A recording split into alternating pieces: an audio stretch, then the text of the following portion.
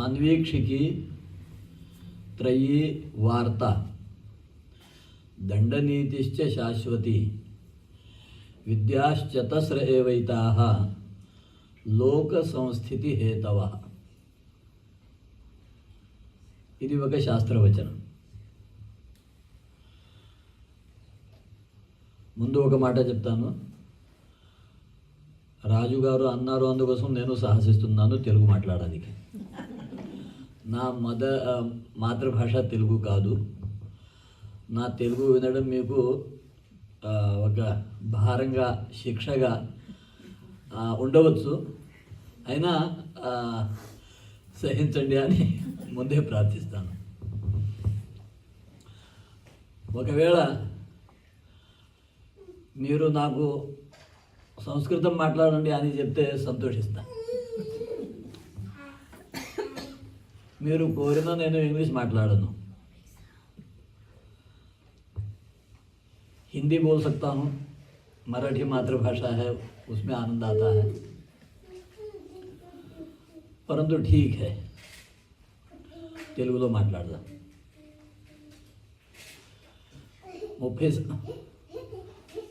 main points if you can translate in Hindi or English, that will be great. Yeah, that will make it. After the speech, I'll try to. I'll just make a note.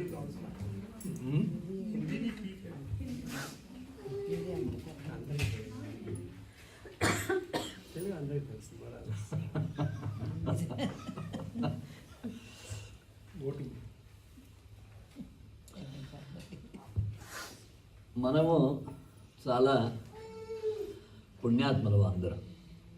ఎందుకంటే సాక్షాత్ భగవంతుడు వేదవ్యాస రూపంలో గురువుగా మనకు దారి చూపెడుతున్నారు. వారు చూపెట్టిన దారి మీద నడవడానికి మనము ప్రయత్నిస్తూ ఉన్నాము.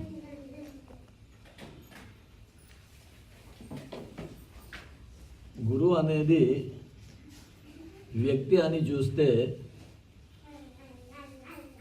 ఉన్నారు, లేరు, దూరం ఉన్నారు, పడుకుని ఉన్నారు, నా వైపు చూడట్లేదు ఇత్యాది అన్నీ కుదురుతాయి. కానీ గురు అంటే వ్యక్తి కాదు, గురు అంటే శరీరం కాదు. సరే, వ్యక్తి రూపంలో గురువుని చూడాలి, శరీరంలో ఉన్న గురువుని పూజించాలి. కానీ గురువు అంటే మాత్రం వ్యక్తి కాదు, గురువు అంటే మాత్రం శరీరం కాదు. గురువు అంటేనే పరమాత్మ.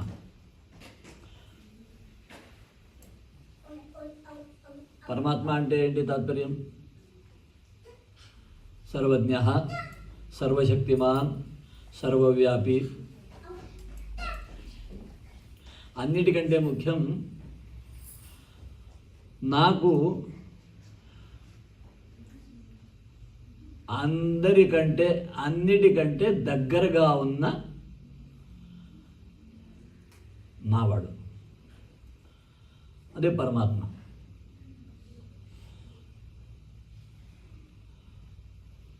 సో నేను ఒక శ్లోకం ముందు చెప్పాను. ఆన్వీక్షికి త్రయీ వార్త దండనీతిశ్చ శాశ్వతి విద్యాః చతస్రః ఏవ ఏతాః లోక సంస్థితి హేతవః.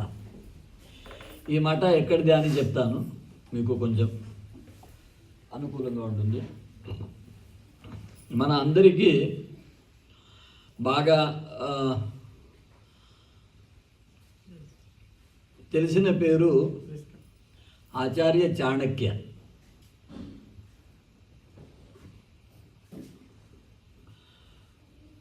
చాణక్య శిష్యుడు కామందగాని. వారు చాణక్య నీతి శాస్త్రం యొక్క సారాంశాన్ని నీతి సారహ అనే గ్రంథంలో రాశారు. అక్కడ నుంచి నేను ఈ శ్లోకం చెప్తున్నాను. ఇదే మనకు మహాభారతంలో శాంతి పర్వలో కూడా కనబడుతుంది. దాని శబ్దార్థం ముందు చెప్తాను. ఆన్వీక్షికి అని పేరుతో ఒక విద్య, త్రయీ అని పేరుతో ఒక విద్య, వార్త అని పేరుతో ఒక విద్య, దండనీతి అని పేరుతో ఒక విద్య. చాణక్యుల వారు ఏమంటున్నారు అంటే ఈ 4 విద్యలు ఉంటే లోక సంస్థితి బాగా అవుతుంది. ప్రపంచం, దేశం, గ్రామం, లోకం క్షేమంగా ఉండాలి, ప్రశాంతంగా ఉండాలి అంటే ఈ 4 విద్యలు అవసరమని. బహుశా ఈ పేర్లు పరిచయం ఉండకపోవచ్చు.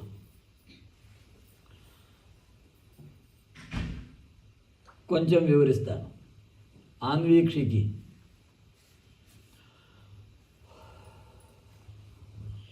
ఈ క్షణం అంటే చూడడం, ఈ క్షణం అంటే చూడడం. తెలుగులో కూడా అంటాం వీక్షిస్తున్నాం, వీక్షించండి. ఈ క్షణం చూడడం. సో అను ఈ క్షణం, అను అంటే వెనక నుంచి, మళ్ళీ. సో అను ఈ క్షణం, మళ్ళీ చూడడం అంటే ముందు ఎట్లా చూడాలి, మళ్ళీ చూడడం ఏంటి, ముందు చూడడం ఏంటి, తర్వాత చూడడం ఏంటి. సో ముందు చూడడానికి వారు ఏమంటారు అంటే ప్రత్యక్షేణ ఆగమాభ్యాం ఈక్షితస్య పునః ఈక్షణం ఆన్వీక్షికి.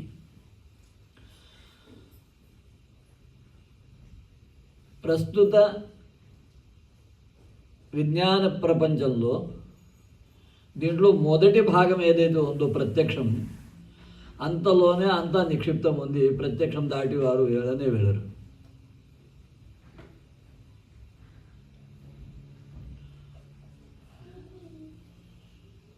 మనకు జ్ఞానగ్రహణానికి 5 ఇంద్రియాలు, అందరికీ తెలిసిన విషయం. 5 విషయాలు, 6వ విషయం లేదు. శబ్ద, స్పర్శ, రూప, రస, గంధ. 6వది ఉంటే చెప్పండి. ఇవి 5 కాకుండా 6వది ఉంటే చెప్పండి. పృథ్వీ, జల, తేజ, వాయు, ఆకాశం. 5 తప్ప 6వది ఉంటే చెప్పండి. దీంట్లో కూడా ప్రత్యక్షమాని చూస్తే 3 పృథ్వీ, జలం, తేజస్సు. వాయు కూడా ప్రత్యక్షం కాదు, ఆకాశం కూడా ప్రత్యక్షం కాదు. వాయుని గ్రహించాలి, ప్రత్యక్షం లేనప్పటికీ కూడా ఇది ప్రస్తుత విజ్ఞానానికి ఉన్న ఒక ఏమనాలి, ఇష్టం లేకపోయినా తప్పదు అని వాయుని గ్రహిస్తున్నారు. ఏదైతే మూలద్రవ్యాలు అని లెక్క పెడుతున్నారు, మీరు చదివేటప్పుడు బహుశా 107, 8 ఉండాలి. ఇప్పుడు 115, 16 ఏదో అంటున్నారు. ఇంకా 18, 19 వరకు వస్తుంది అని ఏదో మాటలు వింటున్నాను, కొందరు చెప్తూ ఉంటారు. అయితే ఈ సంఖ్య ఇంకా పెరగాలి వాస్తవంగా చెప్పాలండి. ఎందుకంటే మీకు ఒక లెక్క చెప్తాను. మన వైదిక విజ్ఞాన ప్రకారంగా చూస్తే పృథ్వీకి 21 రూపాలు చెప్పారు, 21 నామాలు చెప్పారు. వైదిక శబ్దకోశం నిఘంటు అని దాంట్లో 21 పృథివీ నామధేయాని 21. తర్వాత జలం, వాటర్, నీరు. ఇంగ్లీష్ వాళ్ళకి ఒకటే వాటర్ అని తెలుసు, తెలుగు వాళ్ళకి 2-3 పదాలు తెలుసు. నీరు అయినా తెలిసిపోతుంది, జలం అయినా తెలుస్తుంది. ఇంకా ఏం తెలుసు మీకు? 3వది చెప్పండి, 4వది, 5వది లేదా? కానీ కొందరు చెప్తారు సలిలం అంటే అర్థమవుతుంది, పానీయం అంటే అర్థమవుతుంది.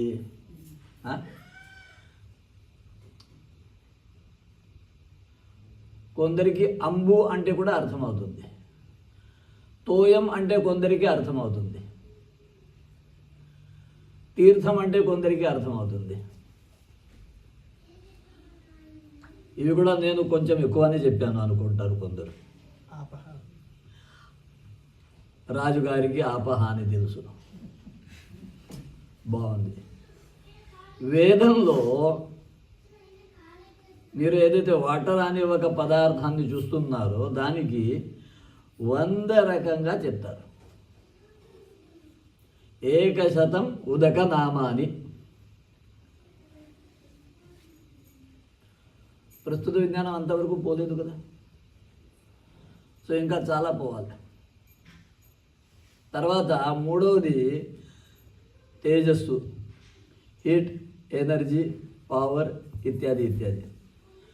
దానికి సరే మనకు యజ్ఞాలు చేస్తూ ఉంటే 3 లేదా 5 పేర్లు తెలుసు. గార్హపత్యాగ్ని, ఆహవనీయాగ్ని, దక్షిణాగ్ని, సభ్యాగ్ని, ఆవసత్యాగ్ని. ఇంత కాకుండా అడవిలో ఉంటే దానికి దావాగ్ని అంటాము, సముద్రంలో ఉంటే దానికి వడవాగ్ని అంటాము, మేఘంలో ఉంటే దానికి విద్యుత్ అంటాము. ఇట్లా మనకు ఒక 7, 8, 9, 10 వరకు తెలుసు అనుకోండి. వేదాల్లో 49 చెప్తారు. అంటే ఇంకా ఎంత ప్రయాణం చేయాలి విజ్ఞానం చూడండి. అలాగే వాయు,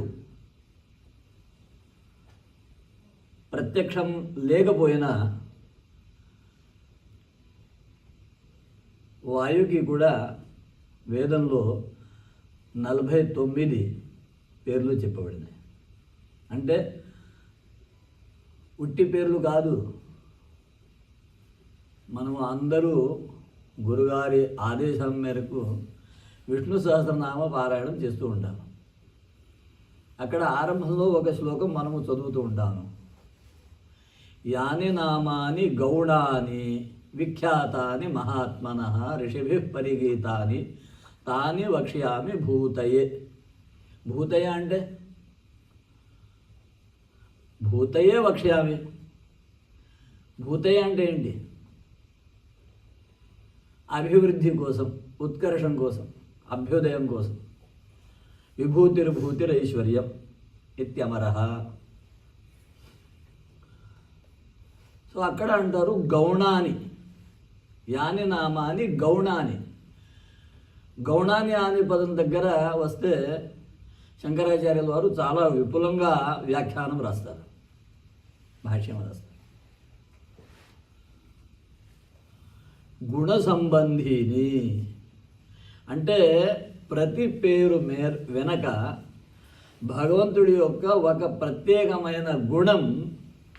గుణం అంటే ప్రపంచ స్థితి రక్షణ కోసం భగవంతుడు చేస్తున్న ఒక కార్యం, ఒక రూపం, ఒక నామం. సో అలాగే ఎందుకు చెప్తున్నాను అంటే వేదంలో 94 పేర్లు ఉన్నాయి అంటే 49 రకాలు ఉన్నాయి. 49 వేరే వేరే పనులు జరుగుతున్నాయి. అందుకోసం వేదం చెప్తుంది. అంటే మన పూర్వాచార్యులు ఋషీశ్వరులు వాయు ఎన్ని రకాలుగా పనిచేస్తుంది అని గమనించారు, ప్రత్యక్షంగా అనుభవించారు. అనుభవించినదే చెప్తున్నారు. అంటే ఈ విధంగా చూస్తే ప్రత్యక్షంలో కూడా మనము సగంలోనే ఉన్నాము. 117, 18 వరకే ఉన్నాము. ఇప్పుడు నేను చెప్పిన ప్రకారంగా లెక్క పెడితే ఎన్ని అయినాయి? అంతవరకు వెళ్ళాలి విజ్ఞానం. అస్తు. సో ప్రత్యక్షం ద్వారా మనము ఏ పదార్థాలు తెలుసుకున్నాము. అలాగే ఆగమం. ఆగమం అంటే వేదం. వేదం అంటే శబ్దం. వేదం అంటే భగవద్వాక్యం. వేదం అంటే శాశ్వత జ్ఞానం. వస్తువు ఉత్పన్నమవుతుంది, వస్తువు పోతుంది. ఒక పువ్వు అయినా సరే, ఒక చెట్టు అయినా సరే, ఒక ఇల్లు అయినా సరే, ఒక మనిషి అయినా సరే, ఒక కొండ అయినా సరే ఏర్పడతాయి, వెళ్ళిపోతూ ఉంటాయి. కానీ జ్ఞానం, మీరు ఉన్నా జ్ఞానం ఉంది, మీరు లేకపోయినా జ్ఞానం ఉంది, మీరు రావడానికి ముందు కూడా జ్ఞానం ఉంది. జ్ఞానం లేని వస్తువు ఉండడానికి వీల్లేదు.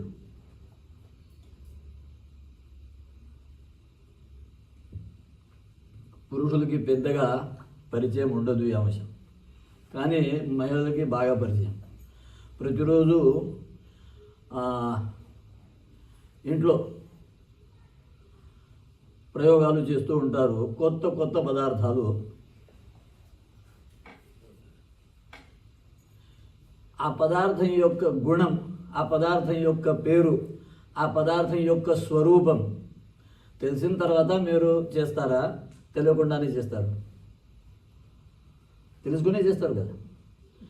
అంటే పదార్థం తర్వాత ఏర్పడుతుంది, జ్ఞానం ముందు నుంచి ఉంది. జ్ఞానం లేకపోతే పదార్థం అవ్వడానికి వీల్లేదు. గౌతమ మహర్షి భగవంతుడు ఎవరు అని ఎప్పుడైతే ప్రశ్నించారో శిష్యులు, అప్పుడు చెప్తారు, క్షిత్యంకురాదికం కర్తృజన్యం కార్యత్వాత్ ఘటవత్. భూమండలం ఏర్పడింది, సూర్యచంద్రాది నక్షత్రాలు గ్రహగోళాలు ఏర్పడినాయి, సప్త సముద్రాలు, పెద్ద పెద్ద కొండలు, చెట్లు, 84 జీవరాశులు, 84 కోటి, లక్ష, 84 లక్ష.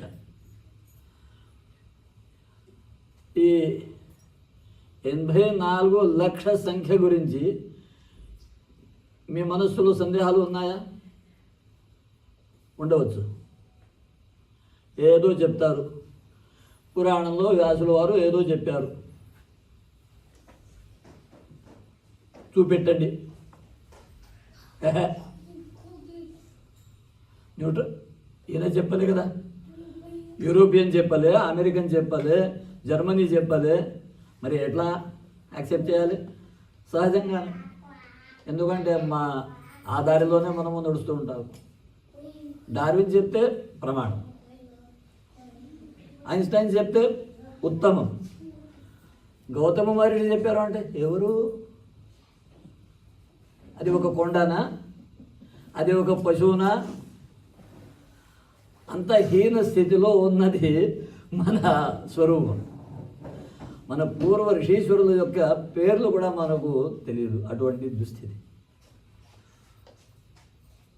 అయితే ఈ మధ్యలోనే నాకు ఎవరో చెప్పారు, వారు అంటే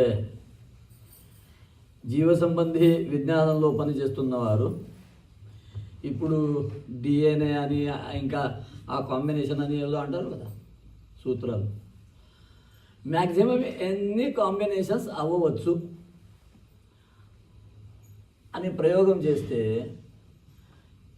ఎగ్జాక్ట్ ఇదే నెంబర్ వచ్చింది, 84 lakhs.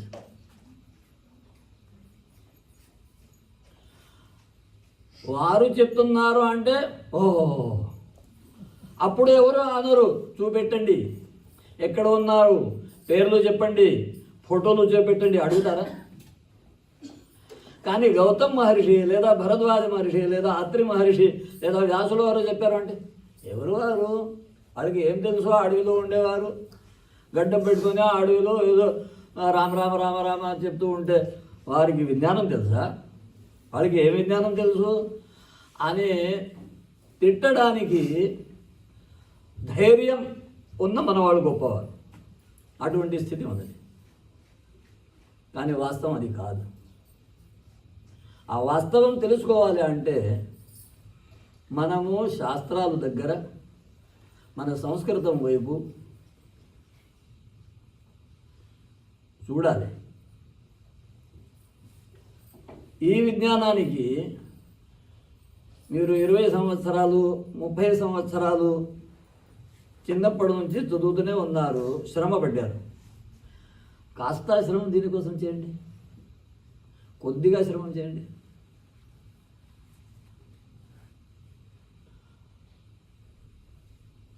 సో ప్రత్యక్షంతో ఏవైతే మనకు కనపడ్డాయో, శబ్దం ద్వారా, వేదం ద్వారా ఏవైతే పదార్థాలు మనకు తెలిసిపోతాయో, ఆ ప్రత్యక్ష ఆగమాభ్యాం, ప్రత్యక్షంతో శబ్దంతో తెలుసుకున్న పదార్థాన్ని మళ్ళీ విచారించి ప్రయోగాలు చేసి అనుభవానికి వచ్చే వరకు ప్రయత్నిస్తూ ఉండడం అనేది ఆ విద్యకి పేరు అన్వీక్షికి. అన్వీక్షికి అంటే ఏంటి చెప్తున్నాను. అది అన్వీక్షికి విద్య. మీరు మహాభారతాది ప్రాచీన వాంగ్మయంలో చూస్తూ ఉంటే ఒక గొప్ప స్కాలర్ పరిచయం చేసేటప్పుడు చెప్పేవారు, ఈయన అన్వీక్షికి పారంగతుడు అని. ఇప్పుడు ఎట్లయితే అంటున్నావు, ఈయనకి ఆ యూనివర్సిటీలో ఏంటి పోస్ట్ డాక్ చేసి ఉన్నారు అంటే ఆ యూనివర్సిటీలో ఆ సబ్జెక్ట్లో పోస్ట్ డాక్ చేస్తే ఫైనల్ అని అంటున్నారు. కానీ పరిస్థితి అది లేదు అని కూడా అందరికీ తెలుసు. సో అది అన్వీక్షిక అని మొదటి విద్య, అది ఒక విద్య. ఆ అన్వీక్షిక విద్య యొక్క గొప్పదనం గురించి చెప్తూ మహర్షి వాత్స్యాయన పేరు విన్నారా? వాత్స్యాయన అని పేరు విన్నారా? వాత్స్యాయన మహర్షి కామశాస్త్ర ప్రణేత, ఆజన్మ బ్రహ్మచారి.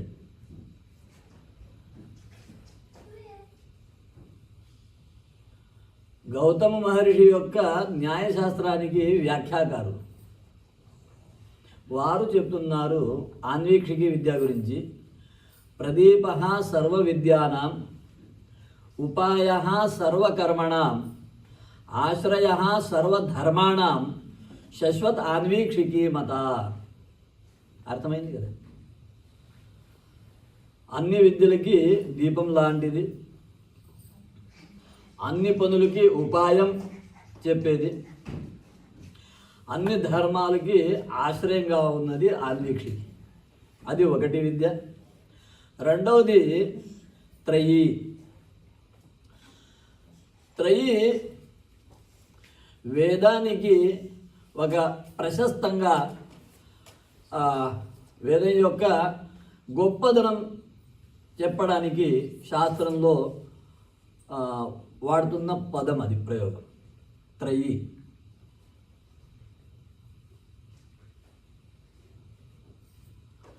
ఋక్కులు, యజస్సు, సామాలు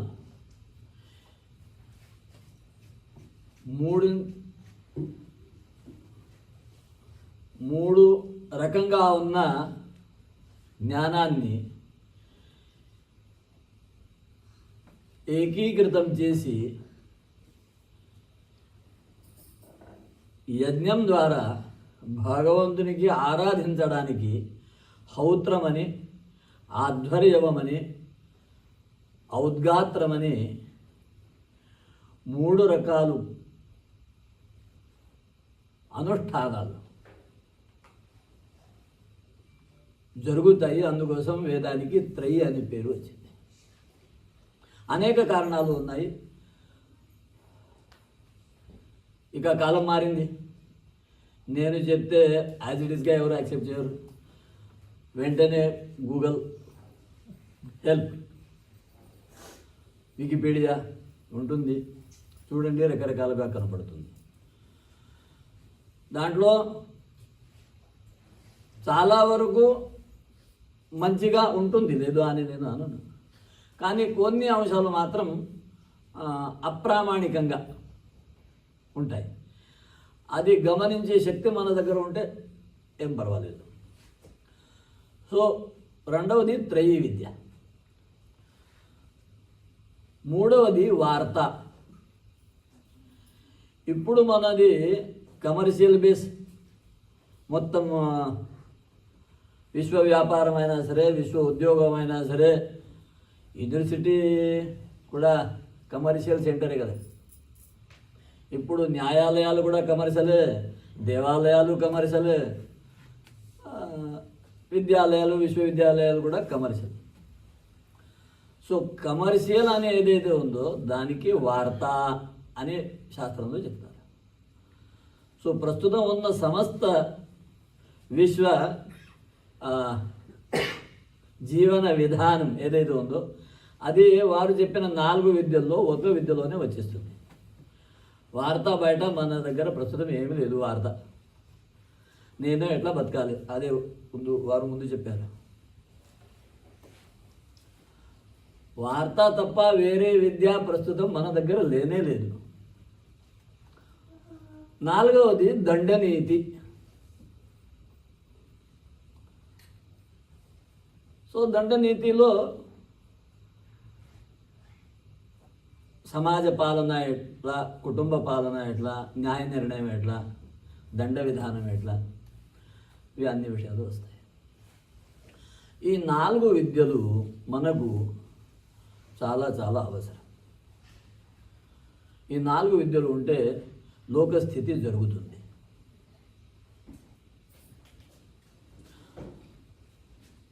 దానికే మరి గ్రంథాలు ఏంటి, సిలబస్ ఏంటి, ఎక్కడ చదవాలి, ఎట్లా చదవాలి. సో సిలబస్ దగ్గర వస్తే 14 టాపిక్స్ అని కొందరు, 18 టాపిక్స్ అని కొందరు అంటున్నారు. మళ్ళీ దాంట్లో ప్రతిదానికి ఎన్నో గ్రంథాలు ఉన్నాయి. మీకు ఇష్టంగా ఉంది తెలుసుకోవాలి అని మీరు రాస్తారు అంటే నేను నిదానంగా చెప్తాను. 18 పేర్లు చెప్తాను, 14 పేర్లు చెప్తాను, మీరు వింటారు అంటే. లేకపోతే చెప్తూ పోతాను. ఋగ్వేదం, యజుర్వేదం, సామవేదం, అథర్వవేదం 4. తర్వాత శిక్షాశాస్త్రం, కల్పశాస్త్రం, జ్యోతిష శాస్త్రం, ఛందశాస్త్రం, నిరుక్త శాస్త్రం, వ్యాకరణ శాస్త్రం 10 అయినాయి. పురాణం అనేది ఒక విద్య. తర్వాత న్యాయశాస్త్రం, తర్వాత మీమాంసా శాస్త్రం, అలాగే ధర్మశాస్త్రం 14 అయినాయి. ఈ 14 విద్యలు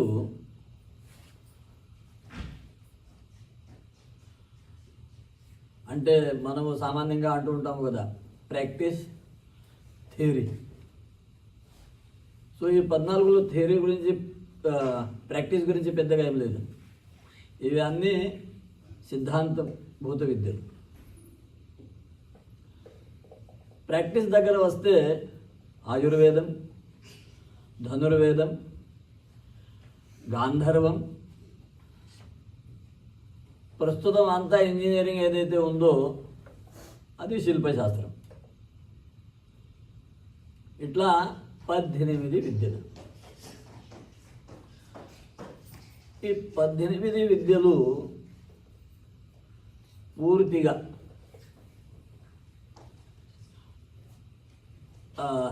అధ్యయనం చేసి మంచి దాంట్లో పారంగతుడు అయితే ఆ మనిషికి నేను ఎవరు, ఈ ప్రపంచం ఏంటి, ఆ జగదీశ్వరుడు ఎవరు, నాకు ఈ ప్రపంచానికి, నాకు ఆ జగదీశ్వరుడితో సంబంధం ఏంటి, నా జీవితంలో నేను ఏమి చేయాలి, నేను ఏం పొందాలి, నేను ఎక్కడ ఉన్నాను, ఎక్కడి నుంచి వచ్చాను, ఏ దారి మీద నడవాలి, ఎక్కడి వరకు చేరాలి అనేది సరి అయిన రీతిలో తెలుసుకోవడానికి అర్హత వస్తుంది. ఈ 18 విద్యలు ఎవరి దగ్గర ఉంటాయి.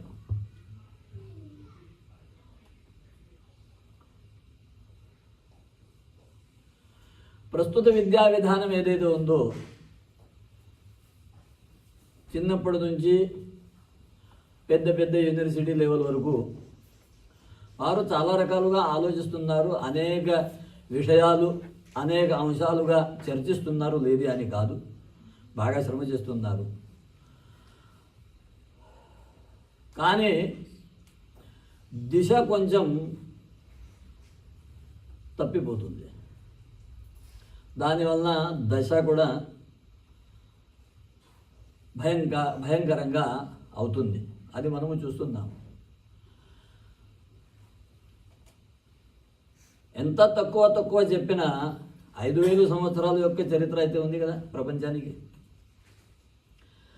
ఈ 5000 సంవత్సరాల్లో ఎంతవరకు జలానికి అయినా సరే, భూమికి అయినా సరే, వాయుకి అయినా సరే కాలుష్యం, గుణ శూన్యత్వం ఏర్పడలేదు. అది లాస్ట్ 100 ఇయర్స్లో మన దగ్గర ఉన్న విజ్ఞానం యొక్క పరిణామం ఇది. ప్రస్తుతం ఏదైతే విజ్ఞానం అని చాలా మనం అభిమానంతో, గౌరవంతో ప్రయత్నిస్తున్నాము, ఆ విజ్ఞాన పరిణామంగా మన చేతిలో ఏం మిగిలింది అంటే కలుషితమైన భూమి, సారహీన భూమి, కలుషితమైన జలం, సారహీన జలం, కలుషిత వాయు, సారహీన వాయు. అవునా కాదా? ఇటువంటి కాలుష్యం లాస్ట్ 5000 ఇయర్స్లో ఎప్పుడైనా జరిగిందా? యుద్ధాలు బాగా జరిగినాయి, కొట్లాడారు, కొందరు తిండి లేక చచ్చిపోయారు, కొందరు తింటూ చచ్చిపోయారు. అవును, వాస్తవమే. కానీ ప్రపంచానికి అంత భీషణంగా ఎవరూ తయారు చేయలేదు. కానీ మనం ఏమనాలి, మా దగ్గర విజ్ఞానం ఎక్కువ ఉంది, వాళ్ళ దగ్గర ఏం లేకుండేది. వాస్తవం ఏంటి? కోతిలాగా, అది శాస్త్రంలో ఒక మాట చెప్తారు, మరకటస్య సురాపానం మధ్యే వృశ్చిక దంశనం తన్మధ్యే భూత సంచార యద్వా తద్వా భవిष्यति. कुछ समझ में आ रहा है? एक बात बताते हैं कि बंदर है, पहले ही बंदर है, फिर उसको शराब पिलाई. अब वो क्या करेगा? अब शराब पिए हुए बंदर को बिच्छू डस लिया. బిచ్చు అంటే తెలుగులో ఏమంటారు?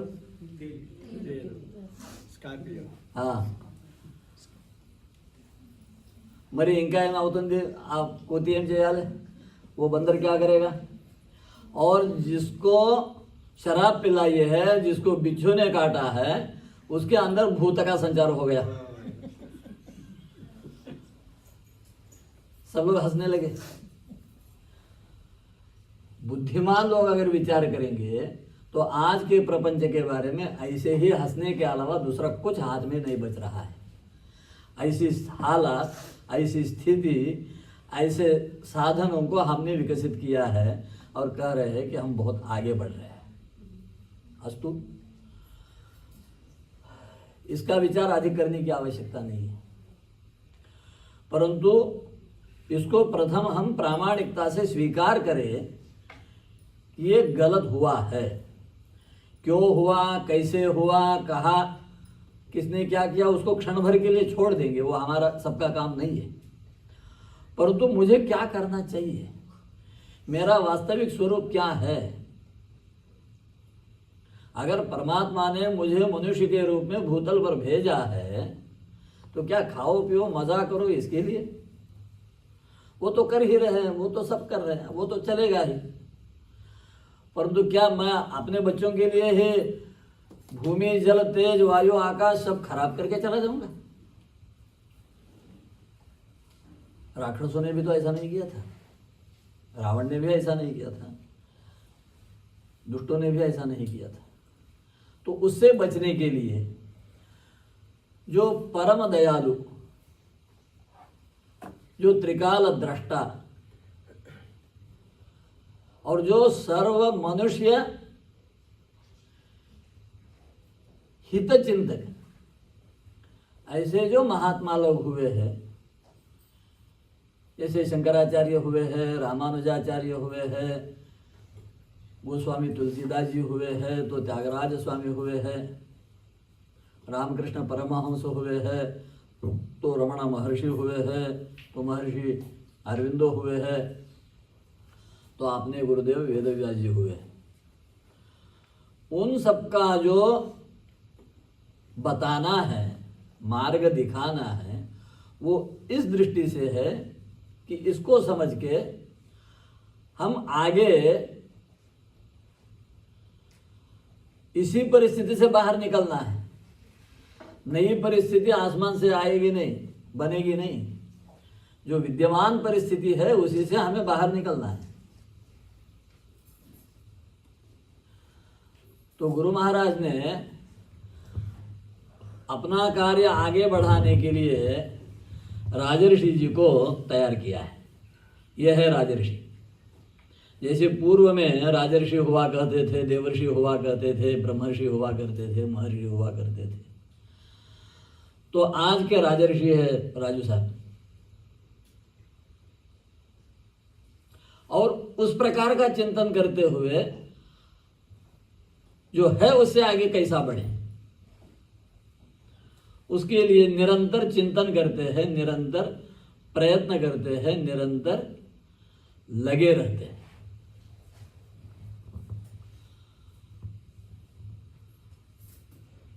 उसका जो बड़प्पन है, उसका जो उसकी जो अच्छाई है, उसकी जो आवश्यकता है, उसको अनुभव किया है हमारे भाई विजय जी ने।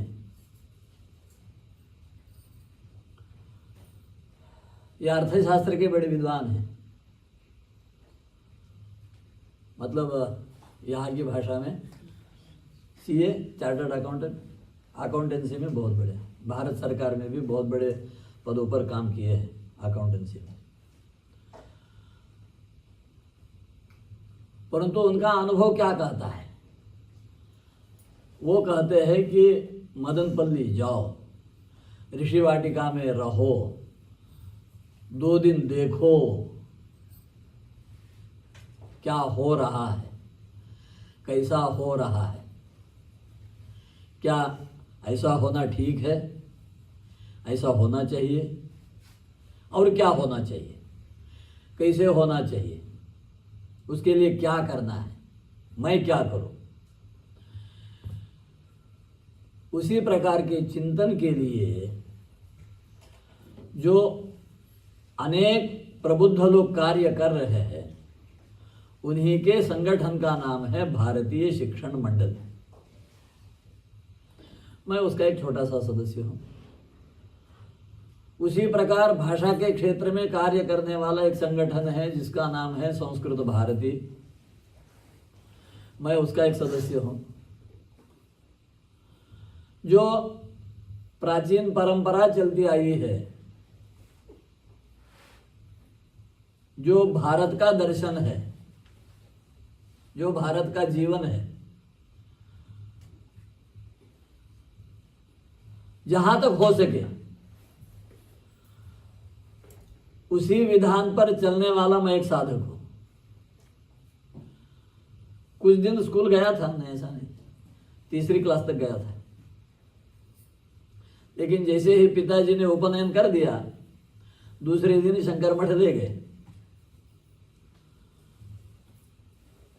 अब इसके बाद पवित्र जीवन, त्यागमय जीवन, तपोमय जीवन, श्रम का जीवन, और अपना जीवन धर्म के लिए, अपना जीवन राष्ट्र के लिए, अपना जीवन मानवता के लिए। तो उसके लिए वेदों का अभ्यास, शास्त्रों का अभ्यास, पुराणों का अभ्यास।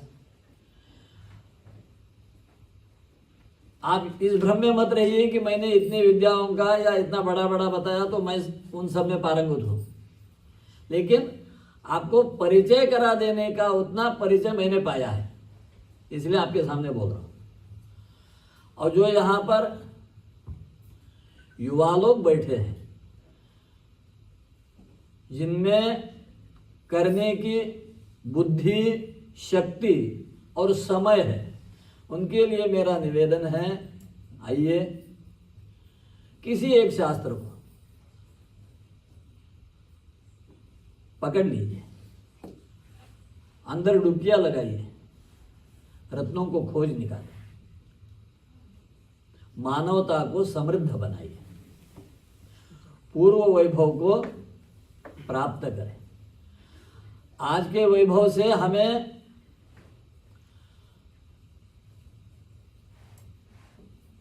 क्या कहें, विरक्त होना संभव नहीं है,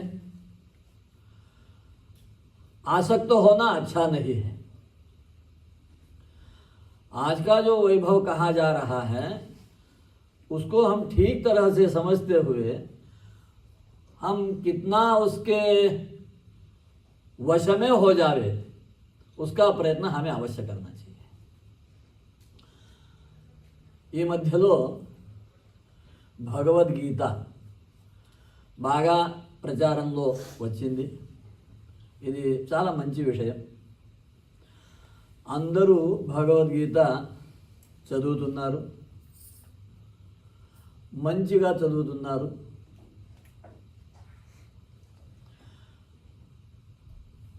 భగవద్గీతని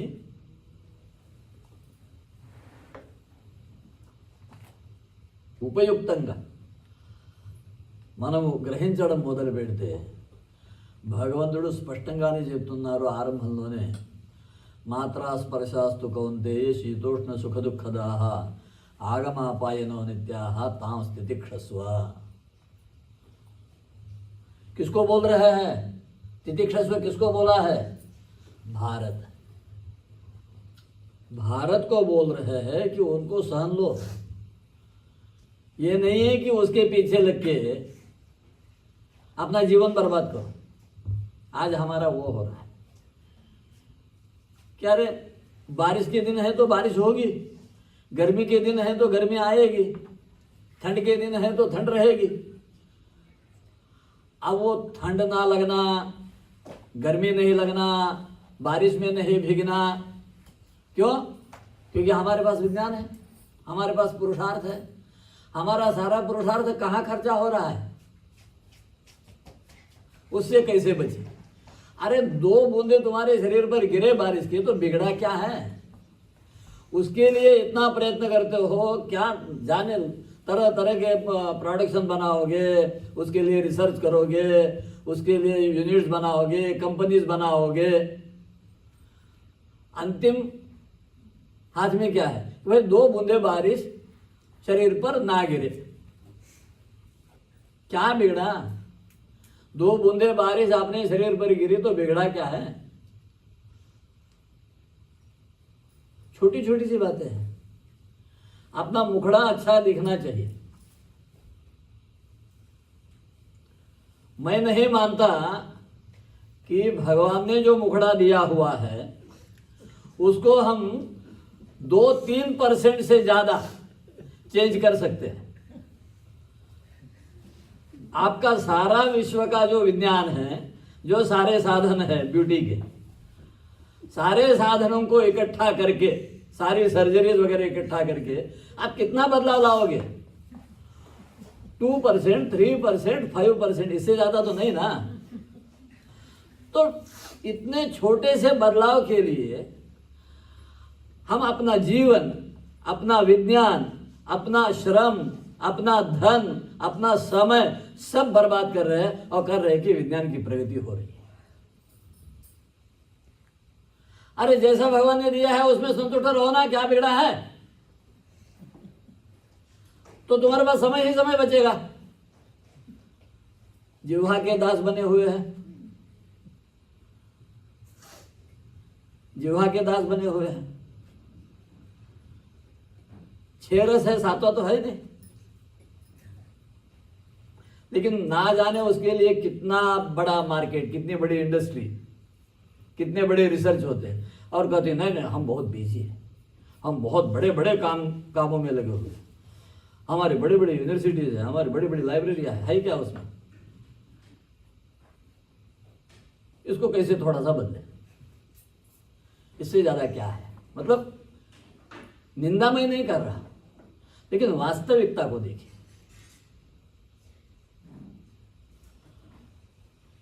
इससे हटकर अगर हम थोड़ा सा सोचने लगे, मैं कौन हूं, मैं कौन हूं? किसी यूनिवर्सिटी ने किसी को पढ़ाया है? किसी ने जाना है? किसी ने प्रयत्न किया है?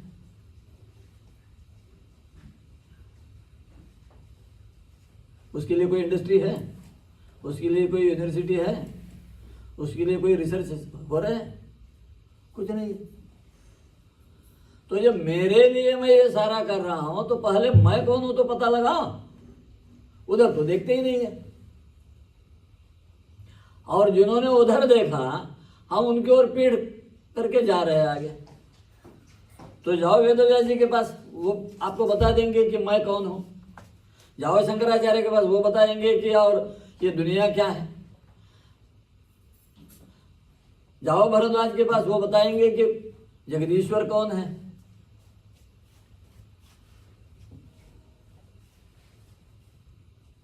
एक सत्य जो वेद कहता है कि एकम सत्य विप्रा बहुधा वदंती,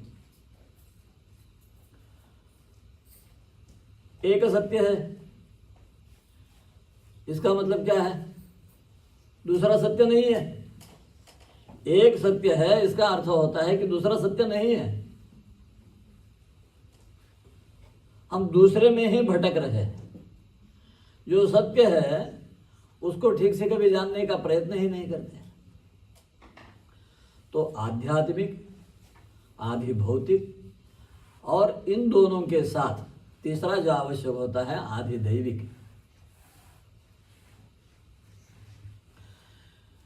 तीन प्रकार के क्या कहेंगे,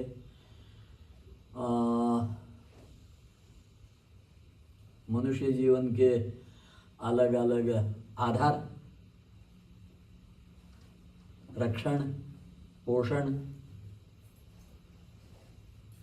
उनको लेकर भारतीय विज्ञान, भारतीय प्रज्ञा, भारत का जीवन विधान उस ओर चलता है। उसको स्थापित करना, उसको आगे लाना, उसको समझना, उसको समझाना, उस पर सश्रद्ध होकर आचरण करना। आप क्या 50 साल के व्यक्ति में बदलाव ला सकते हो?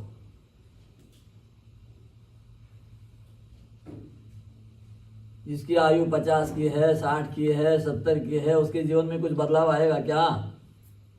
नहीं ना। तो बदल करना है तो कहाँ से करोगे? बच्चों से करेंगे। तो इसलिए गुरुकुल।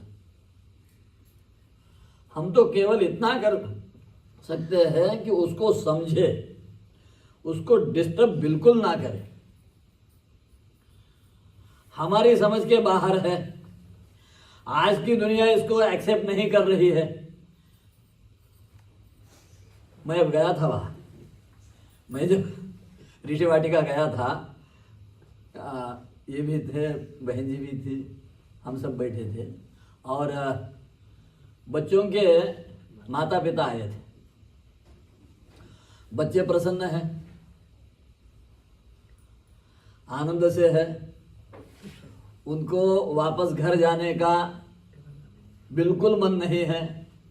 वहाँ का भोजन, वहाँ की दिनचर्या, वहाँ का जलवायु, बहुत प्रसन्न है बच्चे। परंतु वो माँ बाप ना जाने किस लोक से आए हुए ऐसे ऐसे प्रश्न करते हैं, ऐसे ऐसे प्रश्न करते हैं।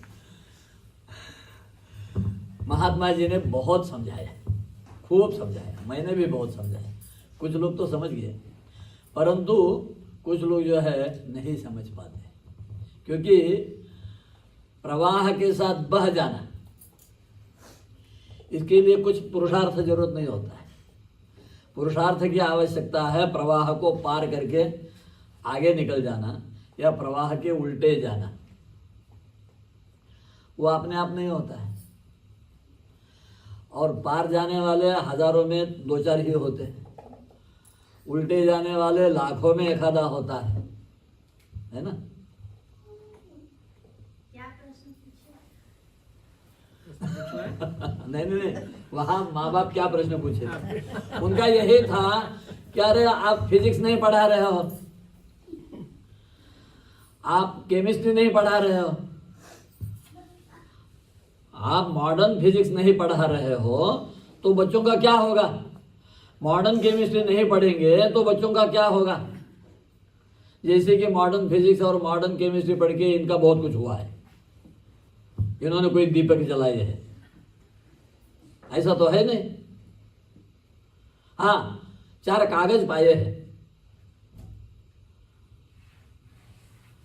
करेंसी बोले तो भी कागज ही है, यूनिवर्सिटी के सर्टिफिकेट बोले तो भी कागज ही है, कड़वी बातें हैं, लेकिन पारमार्थिक सत्य उतना ही है कि वो एक कागज है, इससे ज्यादा कुछ नहीं, कागज का टुकड़ा है। मैं सच्चिदानंद हूं, मैं सच्चिदानंद सर्वव्यापक परमात्मा का सनातन अंश हूं। उस स्थान से या उस अभिमान से मैं जब देखूंगा तो ये सारा बहुत छोटा हो जाता है, बहुत छोटा हो जाता है। तो उसको बनाना है, दोबारा बनाना है, उसके लिए गुरुकुल है। गुरुकुल का जीवन विधान सुख का नहीं है। कोई ये अपेक्षा से गुरुकुल में आना चाहता हो कि मेरा बच्चा सुखी रहना चाहिए, जो कष्ट मुझे हुए वो उसको नहीं होने चाहिए, खास करके अमेरिका में ये बात सुनाई देती है। ये भूल जाते हैं कि उतने कष्ट करने के बाद ही वहाँ की पढ़ाई से ही यहाँ कमा रहे हो, माइक्रोसॉफ्ट में, गूगल में, एप्पल में, सब जगह काम कर रहे हो, गूगल में चल रहा है, तो तुम्हारा बच्चा वहाँ पढ़ के यहाँ गूगल नहीं आ सकता है। और हमेशा सोच क्या है कि मेरा बच्चा गूगल में कैसा जाएगा। अरे गूगल के जगह मैं भारत का कोई नया क्यों ना बनाऊं, उधर तो चिंतन ही नहीं है। बहुत दुख होता है, आपको बताता हूँ। अब ये कुछ दिन पहले मुझे मेरी बेटी ने दिया, तो मैं जब पहली बार इसको इंस्टॉल करने जा रहा था तो उसमें पहले इंग्लिश है, उसके बाद क्या वो स्पेनिश है, उसके बाद चाइनीज है, कोरियन है, स्लोवाकियन है, और क्या क्या मुझे इतने देशों के नाम भी नहीं है, छोटे छोटे देश है, उनकी लैंग्वेजेस है, सॉफ्टवेयर में है, ओरिजिनल में है, भारत की एक भी भाषा नहीं है। इसको बनाने में सबसे ज्यादा दिमाग भारतीयों का लगा है, इसको बनाने में सबसे ज्यादा श्रम भारतीयों ने किया है, और उसको खरीदने वाले भी सबसे ज्यादा भारत ही है। फिर भी इतना आत्मविश्वास और आत्मगौरव से शून्य भारत हो गया है कि अरे मेरी भाषा नहीं है तो मैं इसको नहीं लूंगा, फेंक दूंगा। ये नहीं होता है। आपको इंग्लिश का प्रेम है, उससे हमें कोई दुख नहीं है, आप खूब प्रेम करो इंग्लिश से, लेकिन इंग्लिश का प्रेम करना इसका तात्पर्य ये थोड़ा ही है कि मैं संस्कृत का त्याग करूं, मैं अपनी मातृभाषा का त्याग करूं।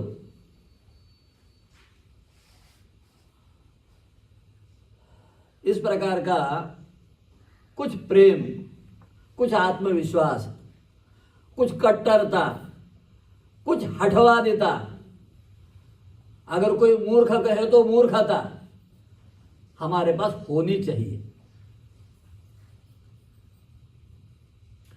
बड़ी बड़ी कीर्ति और बड़ी बड़ी सिद्धि उन्हीं को प्राप्त होती है जो हट्टी होते हैं, अन्यथा नहीं होता है।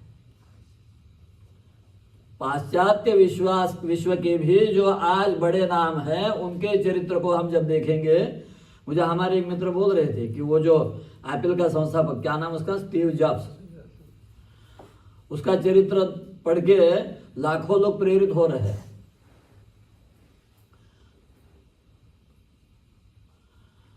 लेकिन मैं उसके जैसा बनूंगा स्वाभिमान संपन्न, नहीं, बड़ा दुख होता है। हठवादिता चलेगी, मूर्खता चलेगी, परंतु आत्मविश्वास होना चाहिए, आत्म प्रेम होना चाहिए। गीता क्या कहती है? यस्तु आत्मरतिरेव स्यात् आत्मतृप्तश्च मानवः आत्मन्येव च संतुष्टः तस्य कार्यम न विद्यते। कौन सा अध्याय, कौन सा श्लोक है? नहीं, सेकंड में तो नहीं है। चलो ठीक है, चौथे में आता है। तो भगवान कहते हैं कि उद्धरेद आत्मनात्मान। कोई अमेरिकन आके हमारा उद्धार नहीं करेगा, कोई यूरोपियन आके हमारा उद्धार नहीं करेगा। हमारा उद्धार हमें खुद को करना है। हम गिरे रहेंगे तो आपका क्या बिगड़ा? ऐसे भी कुछ होते हैं महानुभाव। आपका क्या बिगड़ा? हमें तो यही पसंद है, हमें तो ऐसा ही चाहिए। परंतु वो भारत का स्वभाव नहीं है। उसके लिए एक छोटा सा दृष्टांत देते हैं। एक महात्मा नदी में जल पीने के लिए गए। जल पी रहे थे, एक बिच्छू आ गया और डसता है। तो वेदना हुई तो छोड़ दिया, लेकिन अब वो बहते जा रहा है, डूब रहा है, तो इन्होंने फिर से उठाया, फिर वो डसता है। कथा सबको पता है। तो मेरा अपना स्वभाव क्या है? पड़े रहना मेरा स्वभाव नहीं है। भारत वो नहीं है, इसलिए कहते हैं नात्मानम अवसादये उद्धरेद आत्मनात्मानम। इतने से भगवान संतृप्त नहीं है, वो आगे कहते हैं कि नात्मानम अवसादये, हमें अपने को नीचे नहीं गिराना है। वेद कहते हैं शृण्वन्तु विश्वे अमृतस्य पुत्राः। शंकराचार्य कहते हैं चिदानंद रूप शिवोहम शिवोहम। उससे बड़ा कोई परिचय हो सकता है क्या? शिवोहम, इससे बड़ा भी और कोई परिचय हो सकता है क्या? दुनिया में किसी ने इससे बड़ा खुद का परिचय कराया है? खुद किसी ने अपने को इतना बड़ा पाया है, देखा है? नहीं ना। तो हम कब देखेंगे, कब जानेंगे, कब मानेंगे, कब उठेंगे, कब चलेंगे? तो आइए, समय हो गया ना।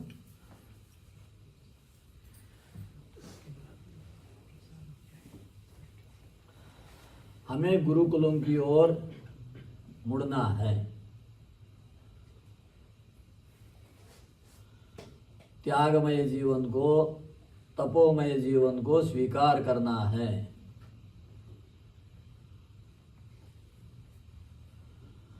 हमारे पास समृद्धि है, हम क्यों तप करें? नहीं। भगवान भी कहते हैं कि मेरा जो बल है, जो सारे विश्व को मैं चला रहा हूँ, सबका रक्षण पोषण कर रहा हूँ, वो तप के द्वारा ही कर रहा हूँ। भगवान भोलेनाथ कैलाश पर बैठकर भी तप करते हैं, और भगवान महाविष्णु भी क्षीर सागर में भले ही देखने के लिए, हाँ भाई नारद आदि आके स्तुति कर रहे हैं, माँ भगवती लक्ष्मी उनके पाद सेवा कर रही है, और सब लोग आके बड़े बड़े वैभव दे रहे हैं, परंतु वो आत्मानंद में मग्न होते हैं, तप करते हैं, चिंतन करते हैं। तप का अर्थ हमें समझना है। रामायण हम सब मानते हैं, रामायण हम सब जानते हैं, रामायण हम सब पढ़ते हैं, रामायण हम सब सुनते हैं।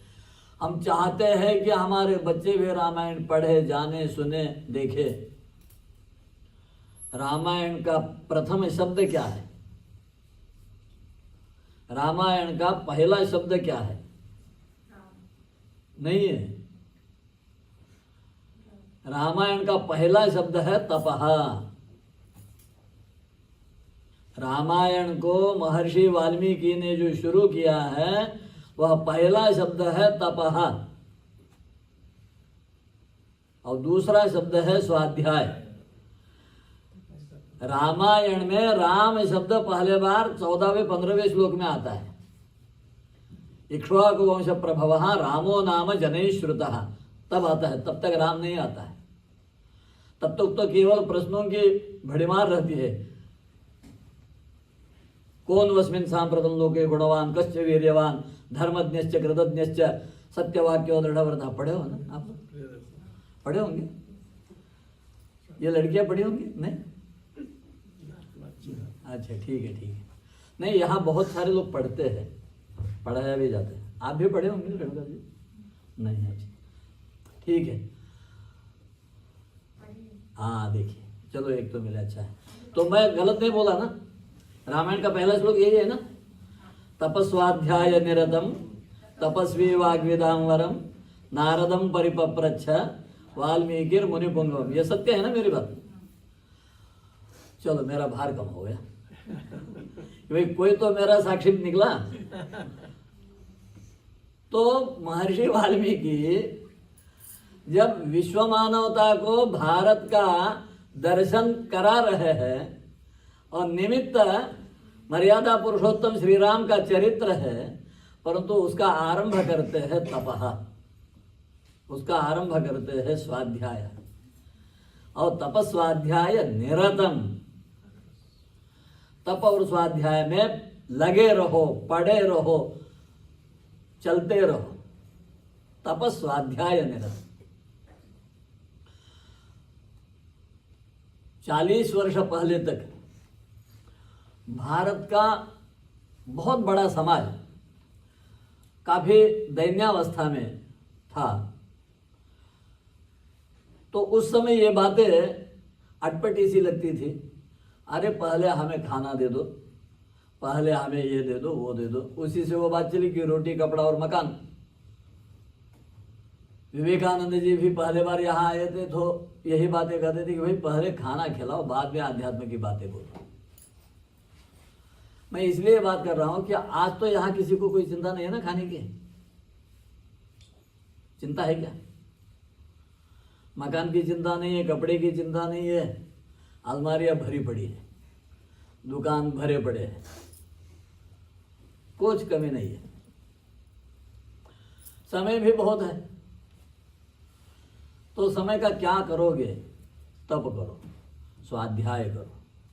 वो रामायण है, वो भारत है, वो हमारा जीवन। उससे हम सुखी होंगे, उससे हम मुक्त होंगे, उससे हम लोगों को मुक्त कराएंगे। दूसरा कोई मार्ग नहीं है। नान्यः पंथा विद्यते, दूसरा मार्ग नहीं है।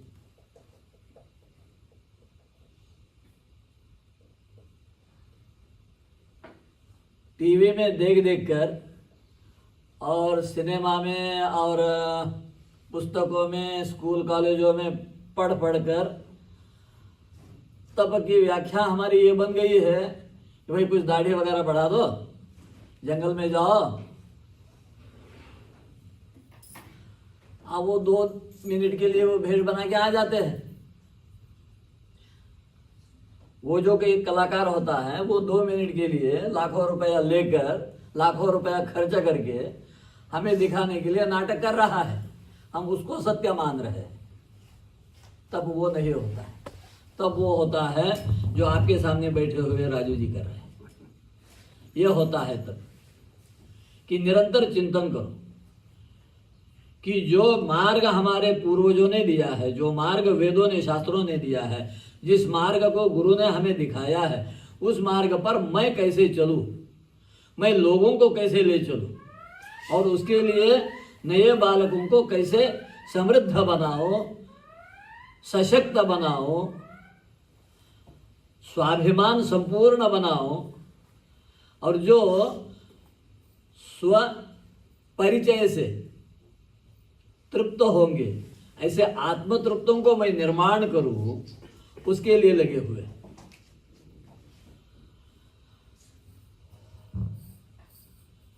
मैं साधन के पक्ष में गीता का आरंभ किया था, इसलिए गीता के बीच बीच में उदाहरण दे रहा हूं।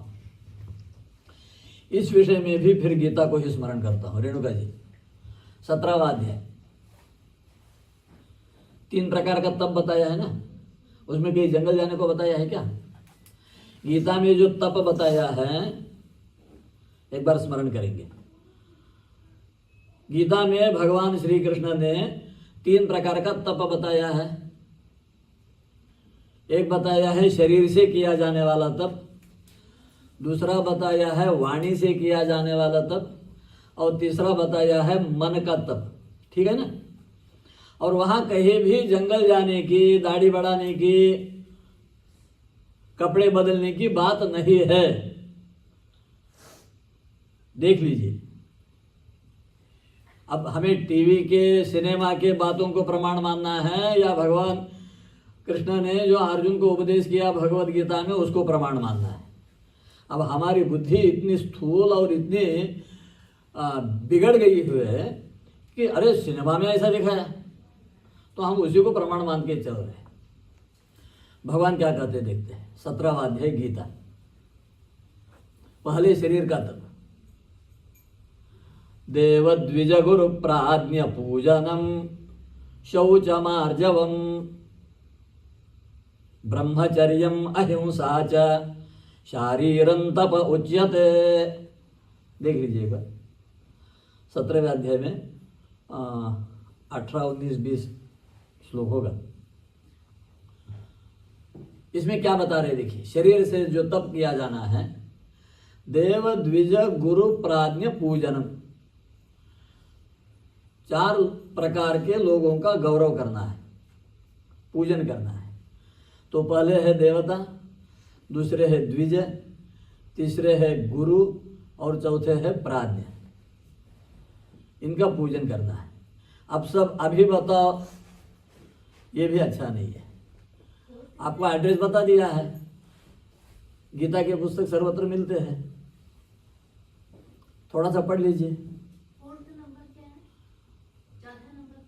देव द्विज गुरु प्राज्ञ। प्राज्ञ, प्रज्ञा, प्रकृष्टम ज्ञानम यस्य सः प्राज्ञ। प्रज्ञा शब्द तो जानते होंगे, कुछ लोग अपने बच्चों का नाम रखते हैं प्रज्ञा, ऐसा होंगे आपके कोई फ्रेंड वगैरह होंगे। ऋग्वेद के महावाक्य में जो 4 वाक्यों के 4 वेदों के 4 महावाक्य है, उसमें जो पहला वाक्य है महावाक्य ऋग्वेद का, वो इसी संबंध में प्रज्ञानम ब्रह्म, प्रज्ञा नेत्रो लोकः, प्रज्ञा प्रतिष्ठा, प्रज्ञानम ब्रह्म, वो प्रज्ञा है। और वो प्रज्ञा जिसके पास है वो प्राज्ञ है। यही समझ के चलिए कि अभी तक जिन विद्याओं का वर्णन किया, उन विद्याओं की साधना करके जो जीवन जी रहा है उसको प्राज्ञ कहिए। फिर ये पहला बताया शरीर से किया जाने वाला तप, दूसरा बताया शौचम, अंतर्बाह्य शुद्ध रहे, पवित्र रहे। छांदोग्य उपनिषद कहता है आहार शुद्धो सत्व शुद्धि है, सत्व शुद्धो ध्रुवा स्मृति। आहार शुद्धि होने से सत्व शुद्धि होती है, सत्व शुद्धि होने से स्मृति बढ़ती है। सब लोग चाहते हैं कि अरे भूलता जा रहा हूं, याद नहीं रहता है, क्या करें। ऐसे ही नहीं भूला जाता है, गड़बड़ी है इसलिए भूला जाता है। सिनेमा के गाने 2 बार सुन लो तो 20 वर्ष तक याद रहते हैं नहीं क्या जी? वो तो नहीं भूलते। तो भूलना ऐसा ही नहीं होता है, अश्रद्धा के कारण भूलते हैं, असत्य के कारण भूलते हैं, बोध ना होने से भूलते हैं, आधिदैविक साधना ना होने से भूलते हैं। आप प्रयोग करके देख सकते हो। जो नित्य विष्णु सहस्त्र नाम का पाठ कर रहा है और जिसने कभी विष्णु सहस्त्र नाम का पाठ नहीं किया है,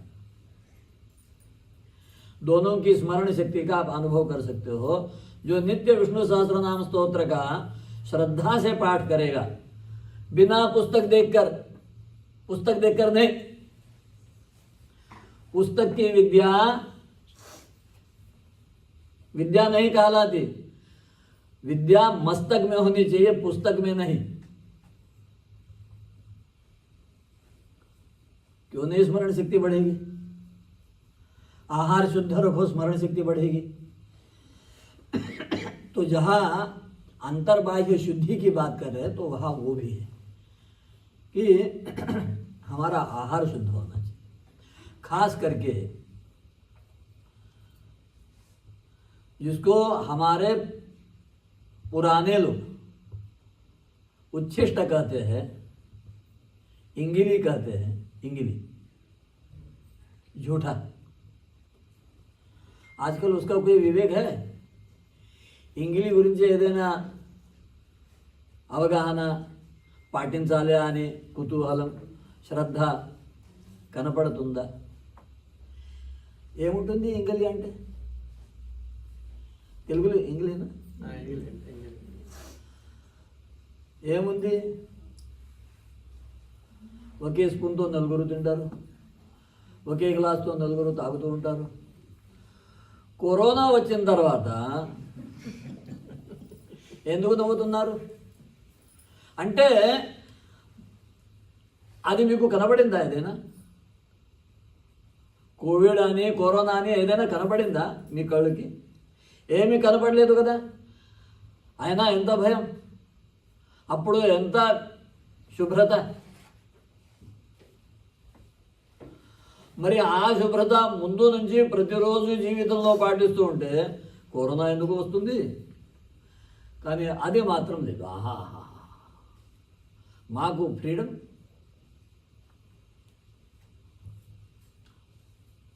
ఇది మంచిది కాదు. శౌచం అది ఒక తపస్సు. ఇటువంటి వివేకం ఏదైతే ఉందో దానికి భగవంతుడు తపస్సు అని అంటున్నారు. తపస్సు అంటే అడవిలో వెళ్ళి జపం చేయడం కాదు. మన శరీరం, మన వస్త్రం, మన భోజనం, మన విచారం స్వచ్ఛంగా, నిర్మలంగా, శుద్ధంగా, శుభ్రంగా ఉంచి పెట్టడం అది తపస్సు. మూడవది చెప్తారు ఆర్జవం, శరీరంతో చేసే తపస్సు. ఆర్జవం, వినయం, నమ్రత, అది ఆర్జవం. నాలుగవది చెప్తారు బ్రహ్మచర్యం. ఐదవది చెప్తారు అహింస, ఎవరిని కూడా హింసించకుండా ఉండడం.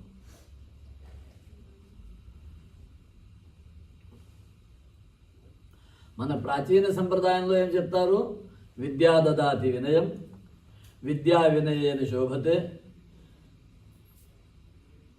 ఇప్పుడు ఎవరి దగ్గర విద్య ఎక్కువ, అతని దగ్గర అవినయం ఎక్కువ. అంటే విద్య యొక్క పరిణామం ఏంటి? అహంకారాన్ని పెంచడమా, అహంకారాన్ని దూరం చేయడమా? కానీ ప్రస్తుత జీవన విధానంలో, ప్రస్తుత విశ్వ విధానంలో సిద్ధాంతంగా తీసుకుంటున్నారు. అహంకారాన్ని పెంచండి, అహంకారం ఉండాలి, పెద్దగా అహంకారం ఉండాలి.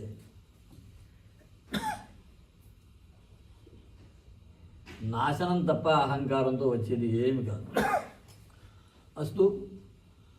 తర్వాత వాక్కుతో చేసే తపస్సు గురించి చెప్తారు. చెప్పమంటారా? కంటిన్యూ అక్కడే. భగవద్గీత 17వ అధ్యాయం ఈ శ్లోకం తర్వాత. అనుద్వేగకరం వాక్యం సత్యం ప్రియహితం చయత్ స్వాధ్యాయాభ్యసనం చైవ వాంగ్మయం తప ఉచ్యతే. అనుద్వేగకరం వాక్యం. మన మాటతో ఎవరికి కూడా ఉద్వేగం రాకూడదు. ఉద్వేగానికి సరి అయిన పదం తెలుగులో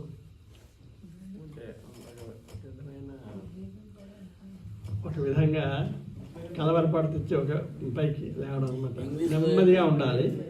ఆ? తెలుగు సంస్కృతం తెలుగులో సరే, వాడతారు. సంతోషం మంచిది. అయితే ఎందుకంటే తెలుగులో దానికి వివరించాలి సామర్థ్యం నాకు లేదు, అందుకోసం మంచిది. సో మన వాక్కుతో ఉద్వేగం కలగకూడదు. తర్వాత మనము మాట్లాడేది సత్యం ఉండాలి, ప్రియం ఉండాలి, హితకరంగా ఉండాలి. అప్రియమైన హితం ఒకవేళ పర్వాలేదు, కానీ అహితకరమైన ప్రియం మాత్రం పనికిరాదు. అర్థమైందా? కాస్త ఇంగ్లీష్లో చెప్పండి. అంటే ఉద్వేగం అంటే ఉద్వేగం కదా. ఇప్పుడు ప్రియహితం. ప్రియహితం ప్రియవాక్యమందర పెనచి చుట్టము చేయి ఉన్నారు. మీరు ప్రియంగా మాట్లాడితే అవతల కూడా చుట్టమైపోతారు. పెనచి అంటే అలా లొంగలు పెట్టి మన మీద చుట్టాలు అయిపోతారు అనమాట. అంచేత ప్రియం పలకాలి, అప్రియం కాదు, అహితం కాదు అన్నారు. అంటే హితం లేకుండా వాళ్ళకి కష్టపడేలా మనం కటువుగా మాట్లాడుకుంటాం. కటువుగా, కొంచెం కఠినంగా. రామాయణంలో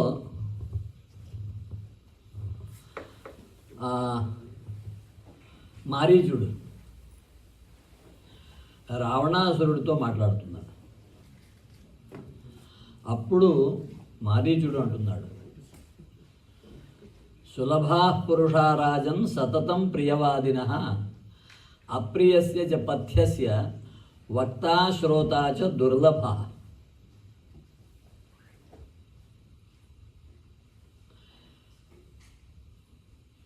తీయటి మాటలు ఎల్లప్పుడూ మాట్లాడేవారు కొందరు ఉంటారు, కానీ హితకరమైన పథ్యకరమైన మాట్లాడేవారు మాత్రం చాలా అరుదు. అటువంటి వక్తలు ఉండరు, అటువంటి శ్రోతలు కూడా ఉండరు. ఓ శ్రోత వక్త చ దుర్లభ అని. అది అప్పట్లోనే ఉన్న స్థితి. అయితే అప్పట్లో ఈ స్థితి ఎక్కడ ఉంటుంది? రాక్షస కులాల్లో, రాక్షస దేశాల్లో. మనుష్య జీవితంలో ఆ స్థితి లేకుండేది. ఇప్పుడు ఆ స్థితి మనుష్య జీవితంలో వచ్చేస్తుంది మెల్లమెల్లగా. అస్తు, అది ఒక అంశం చెప్పి, వాక్కుతో చేసే తపస్సు గురించి రెండవ అంశం ఏం చెప్తారు అంటే స్వాధ్యాయాభ్యసనం. స్వాధ్యాయం అని నాకు ఉండాలి. ఇందాక నేను చెప్పిన ప్రకారంగా ఏదో ఒక శాస్త్రాన్ని నేను అభ్యాసం చేస్తాను. నేను దాంట్లో డీప్గా, లోతుగా, చివరి వరకు శ్రమపడి కృషి చేస్తాను అని ఒక లక్ష్యాన్ని తీసుకొని ఏదో ఒక శాస్త్రం మీకు నచ్చినది, కానీ ఇంతగా చెప్పిన దాంట్లో భారతీయ జీవన విధానంలో ప్రపంచాన్ని హానికరంగా కాకుండా ఉపయోగపడేది శాస్త్రం. ఏదైనా పర్వాలేదు. దాంట్లో ప్రతినిత్యం, ప్రతిరోజు సమయం కేటాయించడం, అభ్యాసం చేయడం అనేది వాక్కుతో చేసే తపస్సు. దానికి కూడా అడవికి వెళ్ళే అవసరం ఉండదు. మనస్సుతో చేసే తపస్సు గురించి చెప్తారు. మనఃప్రసాద, సౌమ్యత్వం, మౌనం, ఆత్మవినిగ్రహ, భావ సంశుద్ధి. 4 అంశాలు చెప్పారు. మనస్సుని ప్రసన్నంగా ఉంచిపెట్టారు. కఠోరత్వం, క్రూరత్వం మన ముఖం పైన ఉండకూడదు. సౌమ్యత్వం ఉండాలి.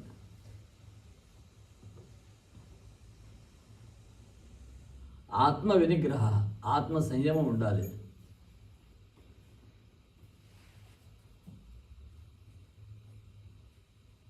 మౌనం ఉండాలి. ఎంత అవసరం అంతవరకే, లేదు అంటే మౌనం. భావ సంశుద్ధి. మన హృదయంలో ఎప్పుడు కూడా చెడు భావాలు రాకూడదు. అది ఒక తపస్సుగా చెప్తున్నా. అంటే చెడు భావాలు రావడం అనేది సహజంగానే ఉంటుంది. కానీ ఆ చెడు భావాలు మన మనస్సులో రాకుండా ప్రయత్నించడం అనేది తపస్సు. తపస్సు అంటే ప్రయత్నించి ఏదైతే సాధించాలో దానికి తపస్సు అంటారు. స్వయంగా ఏదైతే లభిస్తుందో, మార్కెట్లో లభిస్తుందో దానికి తపస్సు అనడం అక్కర్లేదు.